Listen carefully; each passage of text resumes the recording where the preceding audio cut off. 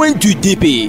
Coin du DP, un canal pour les directeurs de publication de se prononcer sur l'actualité socio-économique, culturelle, sportive et autres, sans oublier la une des journaux. Donc quand je sais que je prends un billet et qu'en amont on me le refusera, je suis obligé de le refuser sur place. Cela en vaut pour les pièces. Donc il faut que le ministère des commerçants essaye de passer à une campagne de sensibilisation. On diminue le prix et on laisse chaque conducteur de s'attendre, ce qui fait qu'aujourd'hui il y a des problèmes entre les chauffeurs et les passagers. Chauffeur, je vais à Goué, mais pardon, je n'ai que 300 francs. Le chauffeur sert la mine. Pour ma part, l'une des grandes menaces qui pèsent sur nos pays, c'est celle du foncier. Et si ce problème n'est pas vite résolu, il pourra un jour nous sauter et provoquer de graves conséquences dans notre pays, surtout à Lomé. Pourquoi c'est maintenant qu'on a dépoussiéré cela pour prendre un décret autour? C'est pas hasard cette situation dormante de l'opposition après les dernières élections présidentielles. Ford ne va pas se tirer des balles dans les pattes. Si l'opposition dort, c'est tant mieux pour lui. Je vois par endroits les gens faire de la propriété de façon spontanée, mais je voudrais dire que ce n'est pas suffisant. Par rapport à Lomé, où les gens viendront spécialement, il faut que tous les quartiers de Lomé soient mis au propre. Le Jassement a aussi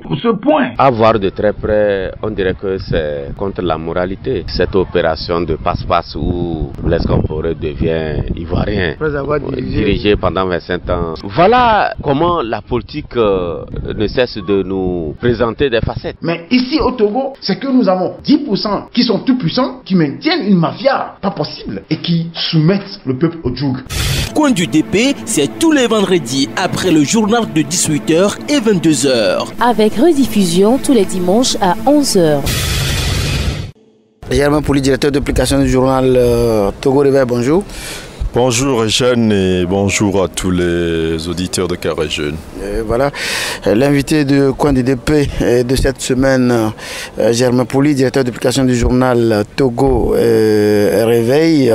Vous pouvez réécouter cette émission sur YouTube en tapant radio-RCJ Coin du DP, radio-RCJ Coin du DP.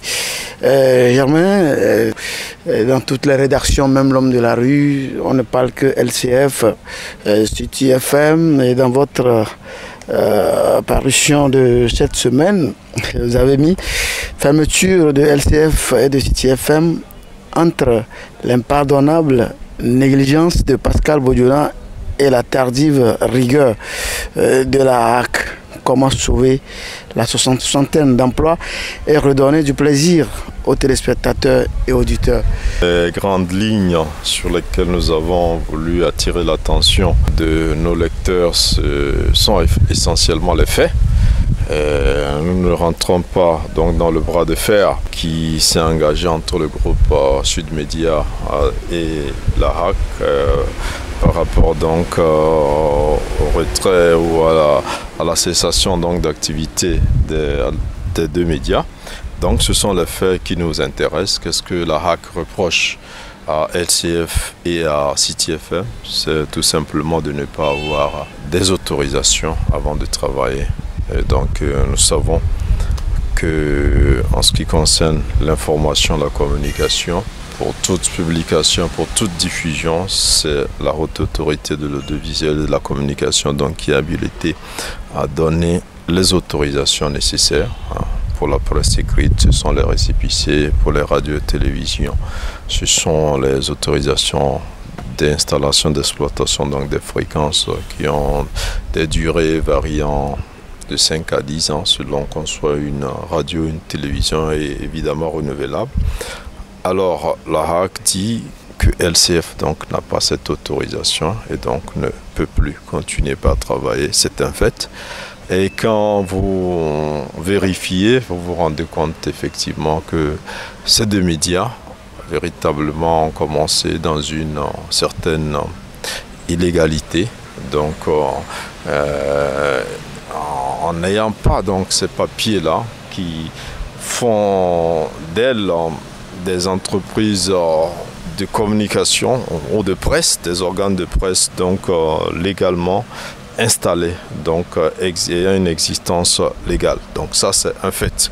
Alors l'autre fait aussi c'est que ces deux chaînes émettent depuis 9 ans, bientôt 10 ans. Comment est-ce que ces chaînes ont pu évoluer donc pendant 10 ans, alors qu'elle n'existait pas, alors que pour les autres promoteurs de radio et de télé, c'était une situation pratiquement impossible de commencer par émettre sa radio ou par lancer les programmes de sa télé sans ces autorisations préalables. Et nous sommes donc revenus dans le contexte de création de ces 2 chaînes pour montrer qu'effectivement qu'il y avait eu un appel d'offres à l'issue duquel il y avait 8 télé en ce qui concerne LCF par exemple, 8 dossiers qui étaient retenus.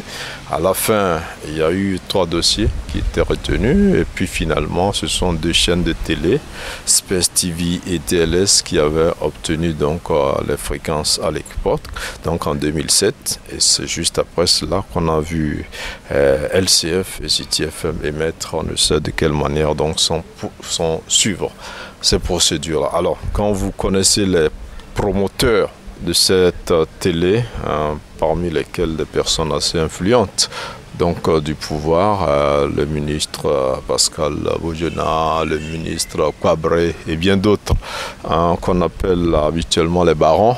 Donc vous pouvez comprendre un peu comment est-ce que ils ont pu commencer par travailler sans autorisation. Ça veut dire que quelque part les procédures légales n'ont pas du tout été suivies et on comprendrait un peu dans les pays où nous sommes que certains sont un peu au-dessus de la loi, ou du moins que les gens ne sont pas égaux devant la loi, ce qu'il faut forcément corriger, et c'est ce que la HAC essaie de faire aujourd'hui.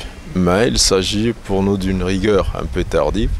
Pourquoi les anciens présidents ont laissé une telle situation perdurer, puisque justement c'est sur cela que joue aujourd'hui le groupe Sud Média, pour dire que si nous avons existé, nous avons fait des activités, nous avons occupé le paysage médiatique, nous avons apporté une contribution donc à l'information et à la distraction dans ce pays, c'est que nous existons. Alors que juridiquement, on ne sera pas raisonné comme ça. Mais il y a une situation de fait quand même qui fait qu'on n'a pas compris pourquoi la HAC est restée pendant longtemps sans donc rappeler ces médias-là à l'ordre, pendant que cette même HAC harcelait des médias moyens, en tout cas qui n'ont pas derrière eux de grands promoteurs que sont ceux de LCF, pour que ces médias soient à jour. Donc nous avons fait cette analyse, et pour nous, en tant que journalistes, l'important pour nous, ce sont nos confrères qui sont en difficulté, une 60aine donc qui travaillent au groupe Sud Média. Qu'est-ce qu'on peut faire pour sauver ces emplois-là? Ce sont également certains auditeurs, certains téléspectateurs aussi qui aiment des programmes de ces 2 organes, radio et télé, donc qui seront privés de leur programme, et nous disons qu'est-ce qu'on peut faire pour sauver. Alors nous sommes arrivés à une seule conclusion, c'est qu'il faut négocier.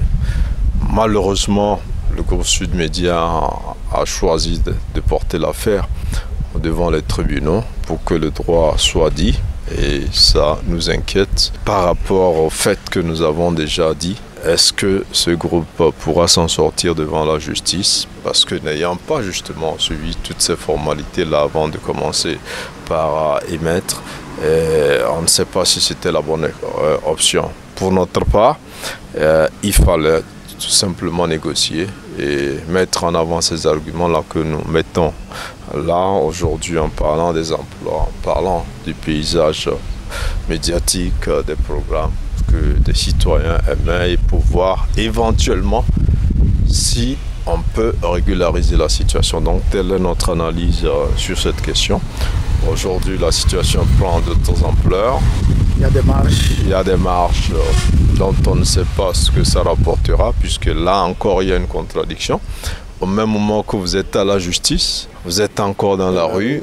Je ne sais pas si vous demandez la justice à la rue ou à la justice. Donc je crois que les responsables de Sud Média peut-être feraient mieux de mettre bas la terre et de réfléchir et d'envisager surtout des moyens de négociation. Parce que ce qu'on leur reproche existe bel et bien. C'est un manquement grave qui fait qu'ils n'ont pas d'existence légale. Ils n'existent pas en réalité aux yeux de la loi. Et pour nous, les promoteurs, donc avec à leur tête l'ancien ministre Pascal Bojana, ont fait preuve d'une grande négligence, d'une négligence impardonnable. Maintenant, est-ce que c'était une négligence? C'est pas parce qu'on s'est dit nous sommes aux affaires, qui va oser réclamer?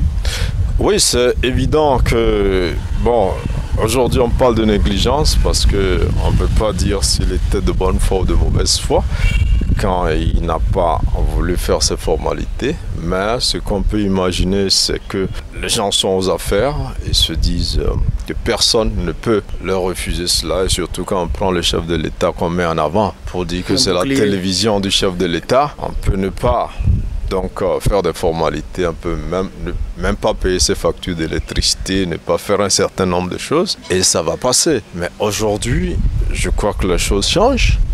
Et les gens sont en train d'être rattrapés donc, par ce passé. Ce n'est pas seulement dans le domaine des médias, je crois qu'en général, tous ceux qui aujourd'hui ont une position au sein du pouvoir et qui essaient de faire des choses sans se conformer à la loi, auront tôt ou tard ces mêmes problèmes, même si ce n'est pas avec ce régime, un autre régime qui viendra et qui voudra appliquer les lois. Toutes ces personnalités-là qui étaient en force avant, qui ne le sont plus, ou du moins où le jour des institutions se détermine donc à faire appliquer la loi, toutes ces personnes auront le problème que les responsables du groupe Sud Média ont aujourd'hui. Voilà, Germain Pouli, après le retrait des fréquences LCF et City FM, un membre de la HAC s'est dit ne pas être associé à cette décision.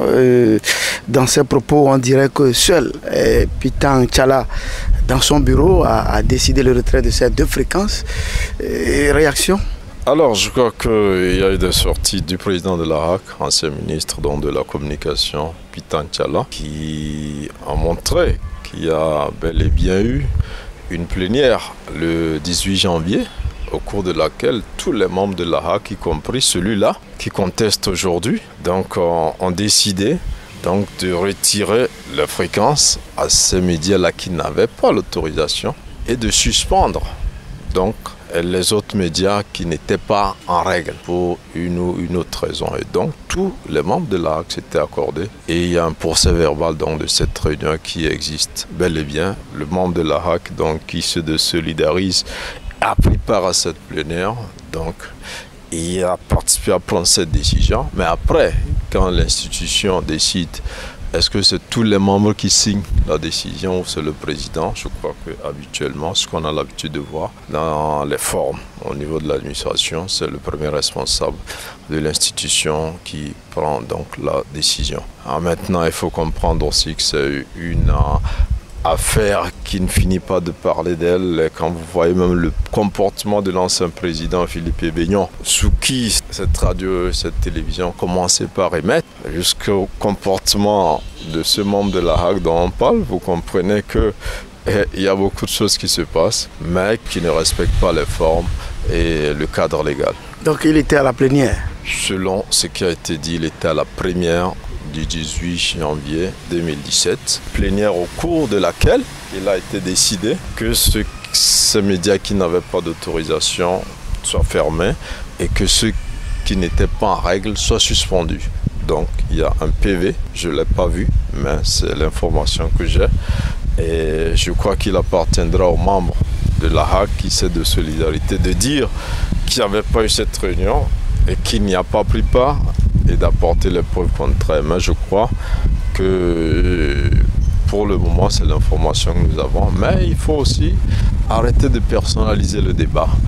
Et vous voyez qu'on présente d'un côté Pitan Tchala comme un ennemi de Pascal Bodiona et on personnalise le débat. On laisse de côté les faits. Nous sommes des journalistes, ce sont les faits qui nous intéressent. Est-ce que les faits qu'on reproche au groupe Sud Média et à son patron, Pascal Bodiona et aux autres promoteurs, le ministre Cabré et consorts, est-ce que ça existe ou pas? Si ça existe, alors comment régler ça? Est-ce qu'il faut le régler à l'amiable? Est-ce qu'il faut passer par des négociations? Je crois que c'était l'option. Maintenant qu'on politise et qu'on donne l'impression que c'est une personne qui décide toute seule au niveau d'une institution d'appliquer la loi, ça pose un petit problème. Mais là encore, le problème reste juridique, puisque l'affaire est au niveau des tribunaux, en ce moment de la Chambre administrative de la Cour suprême. Les juges décideront s'il y a eu un excès de pouvoir de la part de la Hague. Est-ce que la Hague pouvait prendre cette décision ou pas, si elle est fondée ou pas? Les juges décideront et on verra si c'est finalement Sud Média qui a raison, si c'est la Hague qui est donc en train de jouer pleinement son rôle.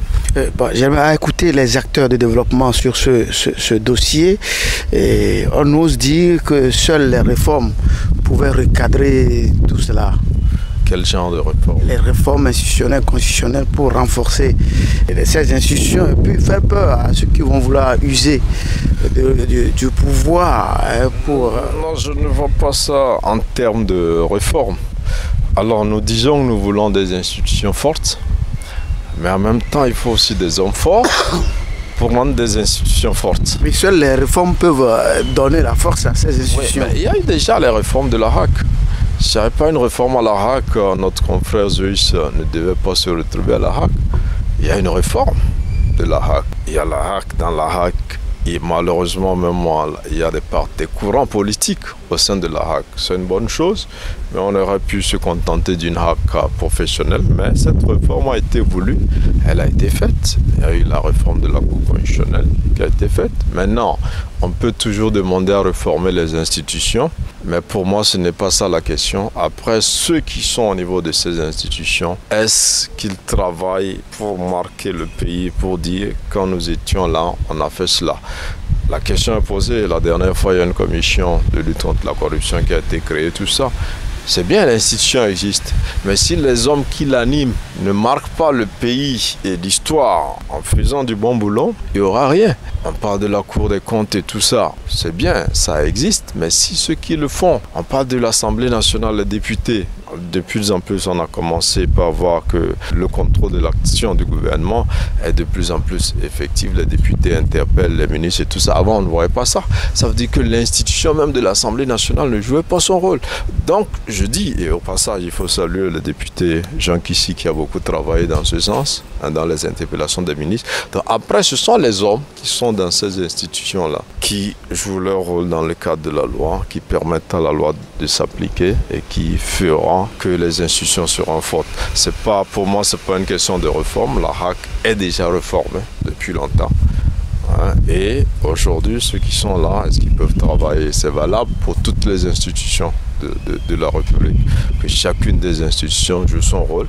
Et il ne suffit pas de dire aujourd'hui, par exemple, quand vous écoutez dans cette affaire de Sud Média, on vous dira que Bodiona est allé donner l'argent au président de la Hague de l'époque d'aller payer les fréquences en tant que petit frère et tout ça. Mais c'est ahurissant.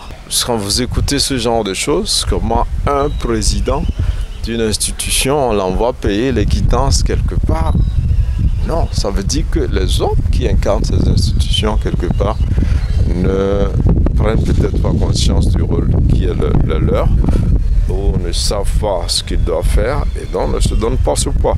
Je reconnais aussi que la position des promoteurs de LCF à l'époque, qui était un groupe assez puissant, mais ça n'empêche pas de respecter la loi. Ou du moins, vous avez déjà violé la loi en opérant dans l'illégalité. Mais pendant 5 ans, pendant d'abord 2 ans, 3 ans, 5 ans, vous avez eu le temps de vous régulariser. Vous ne l'avez pas fait jusqu'à 9 ans, 10 ans. Il y a quand même un problème. Avant d'aller donc au bilan du dernier Conseil des ministres, c'est-à-dire du Conseil des ministres du 11 février dernier, bilan par rapport aux criminalités, stupéfiants, trafic de produits pétroliers et puis, disons, accidents, votre parution 247 nous informe que Togo Réveil passe désormais de 8 à 12 pages, plus d'infos et plus de rubriques pour être plus proche de ses lecteurs. Vous le confirmez? Oui, nous le confirmons, tout simplement parce que nous pensons que l'information telle que nous la traitions avant, laisse de côté plusieurs acteurs de la vie socio-économique. Ça marche alors pour Togo Réveil, et puis au moment où d'autres cherchent à réduire les pages, Togo Réveil, lui, il en a augmenté. Oui, nous avons des ambitions, ça ne veut pas dire que ça marche, parce qu'on voulait le faire depuis janvier. On n'a pas les moyens de le faire, on a discuté avec notre imprimeur. Pendant presque 2 mois, il a refusé les conditions sous lesquelles on devait payer. En principe, c'est en janvier qu'on voulait commencer le 12 pages.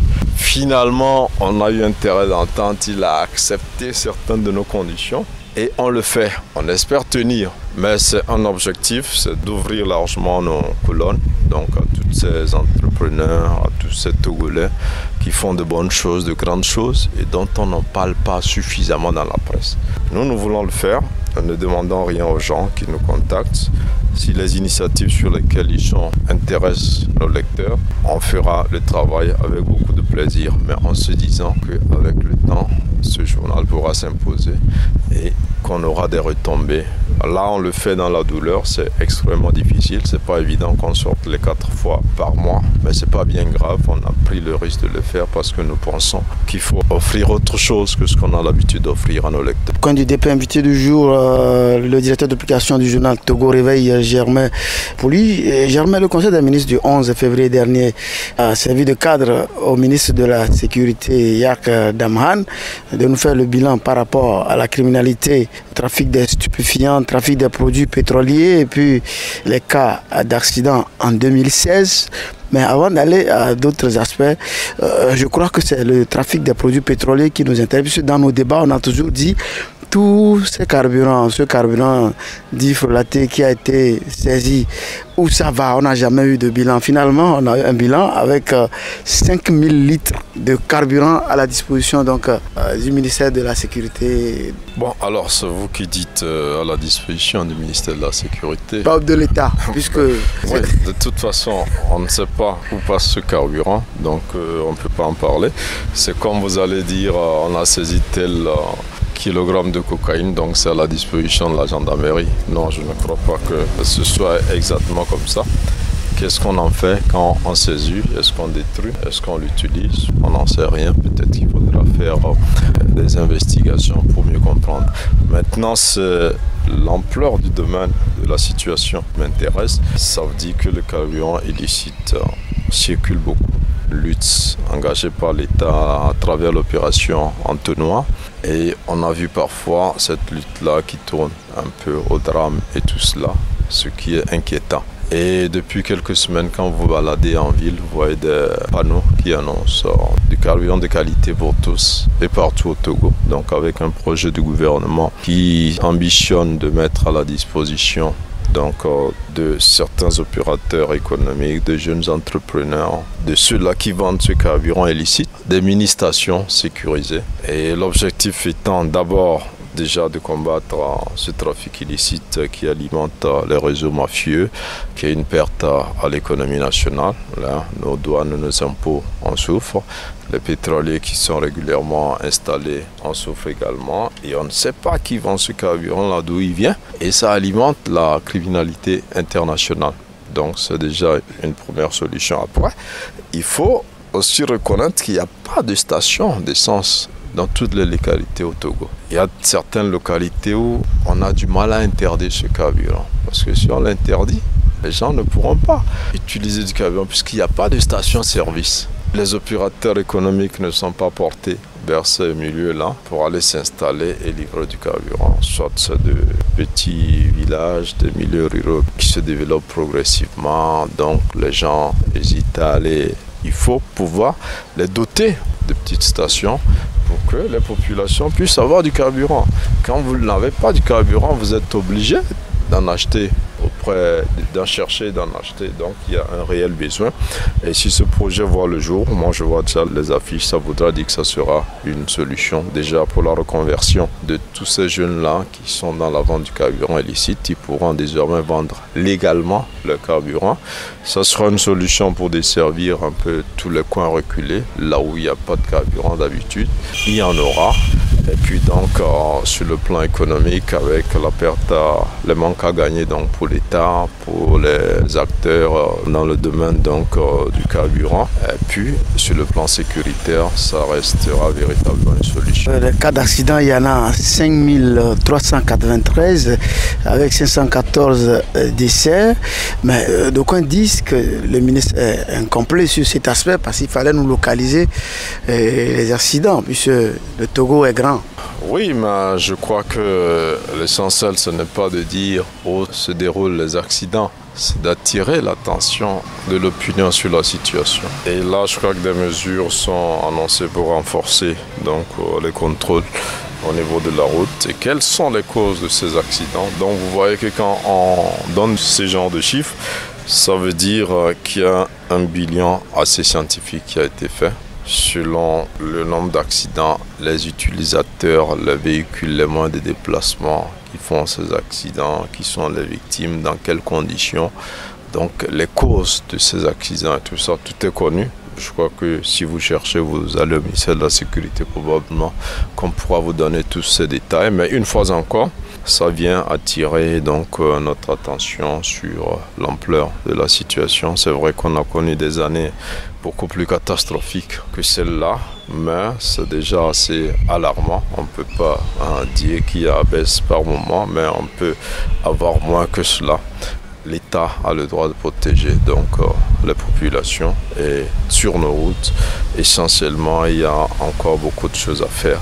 Et on ne peut que déplorer cette situation assez dramatique décrite donc par le ministre de la Sécurité dans ce rapport. Criminalité, 82 cas de braquage, 32 cas de vol à main armée, 92 cas d'homicide volontaire et 829 cambriolages. Réaction?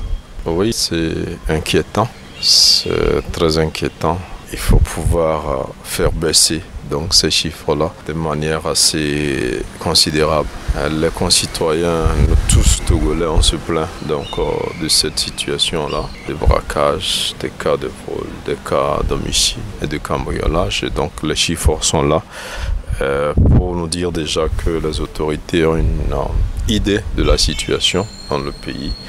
Et on espère qu'avec la refondation des forces de défense et de sécurité, des solutions plus appropriées donc, seront trouvées pour limiter donc, cette criminalité-là qui affecte beaucoup les citoyens. L'autre grande décision de ce Conseil des ministres, les gardiens de préfecture seront reversés à la gendarmerie. Et désormais, est-ce que vous comptez que la formation est au point, puisque on est tous des Togolais, on sait comment ces gardiens de préfecture étaient formés et on connaît également la formation qui est faite aux gendarmes.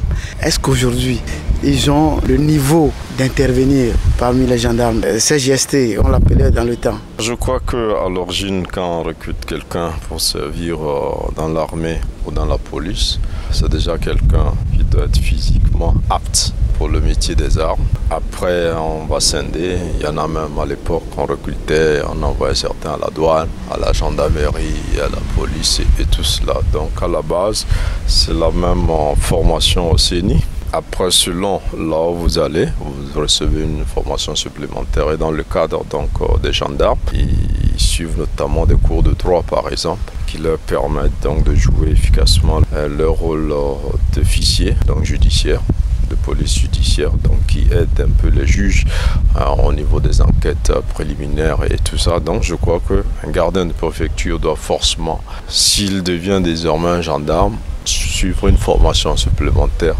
pour l'adapter donc au nouveau métier, pas forcément au nouveau métier, mais au nouveau service dans lequel il est appelé à exercer. De plus en plus aujourd'hui, nous voyons des jeunes diplômés dans l'armée. Ce n'est pas comme avant où quand on n'arrive pas à avoir le BPC ou le CPD, on va dans l'armée. Aujourd'hui, il y a plein de bacheliers qui sont même des hommes de troupe, donc qui ne sont pas des officiers, donc qui attendent leur promotion. Donc je crois qu'il y a un minimum au niveau intellectuel, et donc avec une formation en droit, avec une formation appropriée, ces gardiens de préfecture pourront se fondre et s'adapter donc rapidement dans le nouveau corps. Et je ne crois pas que des études n'aient pas été faites donc par les plus hauts responsables. Avant de prendre une telle décision, je crois qu'on saura les mouler pour le service qu'on leur demande désormais au sein de la gendarmerie. Voilà, de passage, nous informons nos auditeurs qu'un recrutement général au sein des forces armées togolaises est en vue. Ils peuvent alors consulter toutes les parutions de Togo Presse de cette semaine. Oui, Togo Réveil se fera le plaisir de diffuser aussi ce communiqué et bien d'autres communiqués parce que nous voulons nous rapprocher davantage de nos lecteurs en leur apportant l'information utile avec donc d'autres communiqués de recrutement, de secrétaires, d'infographes et tout ça. Donc nous le faisons et le faisons gratuitement. Nous allons envoyer une adresse mail où les gens pourront aussi nous envoyer des communiqués qu'ils souhaitent voir dans la presse. C'est un début, comme je le disais, nous avions besoin d'espace, nous voulons nous rapprocher de nos lecteurs. On le fera et progressivement, on verra comment rentabiliser tout cela. Voilà. Pour terminer, peut-être, vous direz à la une les éperviers, les joueurs les mieux payés de la CAN 2017. Oui, alors nous avons institué une rubrique à la une de notre journal désormais, c'est le Togo qui gagne. Alors le Togo qui gagne, c'est dans tous les domaines où les Togolais font quelque chose de bien. Alors nous sommes allés à la CAN, l'équipe est revenue au premier tour, éliminée, certains totalement découragés, d'autres ça va, on comprend que notre équipe n'avait pas quand même tous les arguments pour aller beaucoup plus loin que cela, même si au premier match, ils nous ont séduits, donc contre la Côte d'Ivoire. Mais au-delà de l'élimination, nous avons essayé de voir est-ce qu'il y avait eu manque de motivation au niveau des joueurs. Nous nous sommes rendus compte, donc, après quelques recoupements, que les éperviers du Togo étaient les joueurs les mieux payés de la CAN. Quand vous prenez toute la campagne de la qualification, donc jusqu'au Gabon. Et si les éperviers étaient allés beaucoup plus loin, ils auraient encore gagné davantage. Et chaque joueur a pu empocher la bagatelle de 58 millions de francs CFA donc, pour la durée de cette campagne de la CAN 2017. Et c'est un bel exemple pour nous. Le Togo a motivé suffisamment ses joueurs, même si le résultat n'a pas été ce que c'est. On peut déjà féliciter la fédération, le comité de mobilisation des fonds et puis le chef de l'État qui s'est personnellement aussi impliqué pour que ça se fasse comme ça. On espère que ça va continuer comme ça et qu'en retour, les joueurs sur les prochaines compétitions donneront un peu plus que ce qu'ils ont donné et pour faire plaisir aux Togolais. Enfin, culture pour terminer, vous avez accordé une interview exclusive à Biao Bobi, ex-sociétaire du groupe Tchantakan. Qu'en est-il exactement? Alors, l'interview est à découvrir dans Togo Réveil. Et Bobby, c'est l'un des piliers du hip-hop togolais, en tout cas. On se rappelle des années, les débuts de Togo hip-hop Awards. Voilà, de Tchantakan, justement, qui a une carrière en solo, qui est aussi responsable d'un centre culturel qui est à Boudrafort, et donc qui est sur pas mal d'initiatives culturelles. Et il a sorti son single donc la semaine passée, et à l'occasion donc de la sortie de ce single, il y a 8 jours exactement, donc nous avons voulu lui faire une interview pour parler un peu de lui, de ses activités, de sa vision sur la musique et sur la culture togolaise, donc avec des révélations, des propos très intéressants que les lecteurs pourront trouver donc dans notre parution. Un petit mot de citoyenneté pour fermer cette entrevue, Germain Poli. En citoyenneté, qu'est-ce que je peux dire? Mon avantage, notre pays. Travaillons ensemble, soyons solidaires, aidons les autres à réussir. Plus on réussit, plus on est fort. Et surtout nos jeunes entrepreneurs ont besoin de notre soutien, surtout au niveau des médias. Ils ont besoin de visibilité, ils ont besoin qu'on les accompagne. Et après, ils ont besoin qu'on consomme aussi ce qu'ils produisent, que ce soit au niveau de l'agriculture, que ce soit au niveau de l'industrie. On a le devoir, plus ou moins par chauvinisme, de pousser nos entrepreneurs à grandir parce que la concurrence étrangère aujourd'hui est très rude. Les produits que nous consommons viennent essentiellement de l'étranger et étouffent tous nos producteurs dans tous les domaines. Et si on ne fait pas attention, d'ici quelques années, nos producteurs vont disparaître et c'est le pays qui va s'appauvrir. Et donc j'invite les Togolais à consommer de plus en plus local, à faire la promotion de tout ce que nous avons comme production dans tous les domaines au niveau du Togo. N'est-il pas bon aujourd'hui que le ministère de la Communication de la Culture ne revienne sur l'ancien système, il y a des mots sur toutes les radios, c'est-à-dire les rares radios il y avait un spot qui passait, une bande qui passait après chaque consommons produit togolais. Oui, c'est vrai, c'est un slogan des années 70-80. Consommer produits togolais. Sous le président Yadema, il y avait un label togolais qu'on voulait promouvoir. Ça a marché, après ça s'est essoufflé un peu, on n'en a plus entendu parler, mais il faut que ça revienne. Parce qu'aujourd'hui, mieux qu'avant, je crois que les producteurs togolais font du bon travail, ont des productions assez de bonne qualité, de bonne facture et qu'on devrait se rapprocher. Mais ça ne reste pas un débat des seuls décideurs publics du ministère. C'est nous-mêmes au quotidien dans nos comportements. Mais malheureusement, tous les deux, nous sommes habillés avec des fringues qui viennent carrément de l'Occident. Et donc, si nous corrigeons ça déjà... nous ne sommes pas à la télé. Oui, mais je le dis, on ne voit pas, mais c'est vrai, c'est pour dire, si nous allons coudre un habit chez le tailleur, l'artisan il va travailler un peu. Si je ne parle pas du pagne parce qu'il n'est pas forcément togolais, mais si nous prenons le pagne tissé, de l'autre de Bafilo ou de Mango ou de Daparon, je crois qu'on aurait contribué aussi à faire vivre cet artisanat-là. Si au lieu d'aller manger un hamburger ou je ne sais quoi, on allait se taper un bon plat de chez nous. Hein. La petite dame d'à côté qui a son petit restaurant va l'améliorer davantage et va nous servir des mets plus intéressants parce que justement nous avons des mets intéressants, mais nous ne faisons pas assez de promotion autour de ces mets-là et on croit que c'est ce qui est dans les fast-foods, c'est ce qui est dans les rayons des supermarchés qui nous vient de l'extérieur, dont on ne sait même pas dans quelles conditions ces produits-là sont fabriqués que nous consommons aujourd'hui. Ce n'est à mon avis pas la meilleure chose que nous avons à faire. Nous devons revenir à la production locale où il y a plus de sécurité et il y a plus de qualité. Merci et bien de choses à toute l'équipe de Togo Réveil et bon week-end. Merci, c'est moi qui vous remercie. Je souhaite un bon week-end à tous les auditeurs de Carré Jeune. Merci également à vous pour l'oreille attentive. On est allé donc à la rencontre du directeur d'application du journal Togo Réveil, Germain Pouli, pour cette semaine. Moi, je suis Eugène Bamazé. Bon week-end à toutes et à tous et rendez-vous vendredi prochain avec un autre directeur de publication de la place rediffusion dimanche à 11h, temps universel. Réécoutez également cette émission sur YouTube en tapant radio-RCJ coin du DP. Radio-RCJ coin du DP. Moi, je suis Eugène Bamazé. Au revoir. Au revoir. C'était Coin du DP.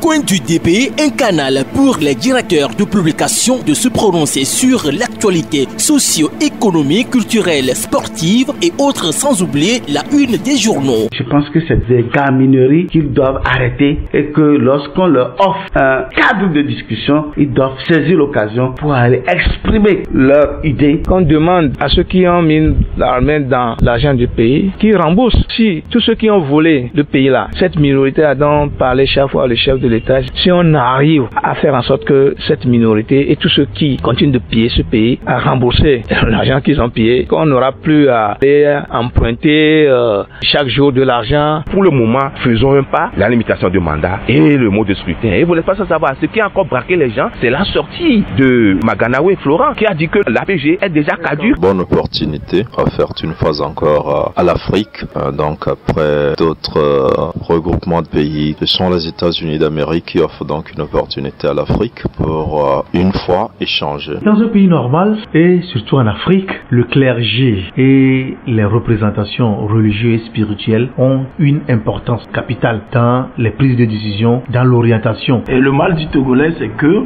on réagit au coup par coup. Quand aujourd'hui quelque chose se passe, on réagit sur le champ, mais on ne cherche pas les tenants et les aboutissants. Les hommes d'affaires font les affaires. Et qui dit homme d'affaires cherche d'abord son bénéfice, puis le reste viendra après. Et donc quand vous confiez la fédération à un homme d'affaires, attendez-vous à ce qu'il fasse des affaires avec votre fédération et votre football. Disons que l'essentiel doit être fait. Et l'essentiel pour moi, c'est accompagner les responsables, les propriétaires de ces fermes avicoles afin qu'ils puissent redémarrer rapidement leurs activités. Je ne suis pas sûr que nous pouvons faire le compte. Et ça, c'est parce qu'il y a une certaine impunité dans le pays. Les gens pensent que quand on détourne l'argent du pays, ce qu'il y a comme sanction, c'est qu'on vous licencie.